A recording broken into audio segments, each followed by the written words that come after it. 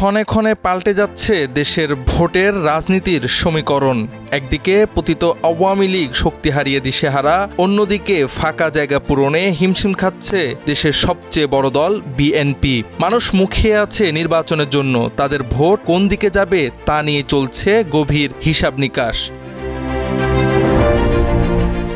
সাম্প্রতিক এক জরিপে দেখা গেছে ৩৯.১% ভোটার বিএনপিকে সবচেয়ে যোগ্য দল হিসেবে ভাবছেন। দ্বিতীয় অবস্থানে জামায়াতে ইসলামী। ২৮.১% ভোটার তাদের ক্ষমতায় দেখতে চান।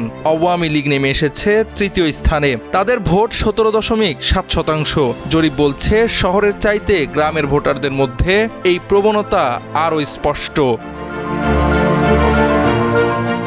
দেশজুড়ে যখন এই হিসাব, তখন এক বিভাগে ভোটের মাঠে বিশাল অবস্থান তৈরি করেছে জামাত। রংপুরে জামাতের অবস্থান সবচেয়ে মজবুত, এমনকি এক্ষেত্রে তারা বিএনপিকেও ছাড়িয়ে গেছে।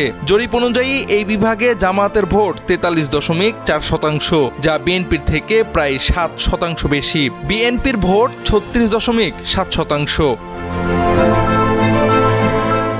একসময় রংপুর বিভাগ পরিচিত ছিল জাতীয় পার্টির ঘাঁটি হিসেবে। ১৯৯১ থেকে ২০০১ পর্যন্ত তাদের অধিকাংশ আসন ছিল রংপুরে। পরে বিএনপি ও আওয়ামী লীগের সক্রিয়তায় তাদের প্রভাব কমেছে।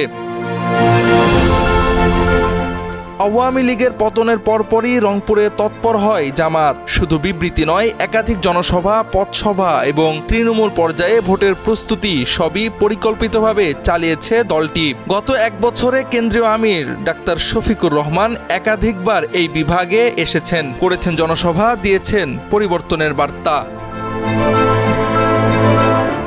ইতোমধ্যে রংপুরের ৩৩টি আসনে প্রার্থী ঘোষণা করেছে জামাত। রংপুর ১, ২, ৪, ৫, গাইবান্ধা ১, ২, ৩, কুড়িগ্রাম ১, ৪ এগুলোতে তাদের অবস্থান বেশ ভালো। তাছাড়া নীলফামারী, ঠাকুরগাঁও, দিনাজপুর মিলে প্রায় ১৭টি আসনে জেতার ব্যাপারে আশাবাদী জামাত নেতারা। এ লক্ষ্যে কর্মসূচি জোরদার করেছে তারা, করছে উঠান বৈঠক, কর্মী সম্মেলন, ভোটার তালিকা প্রস্তুতির মতো নানা কার্যক্রম।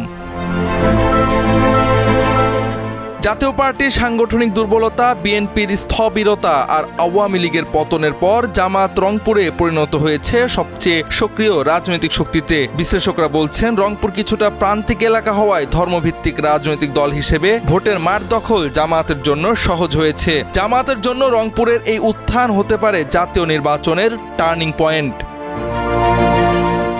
জাওয়াদ আহমদ, সময়ের আলো।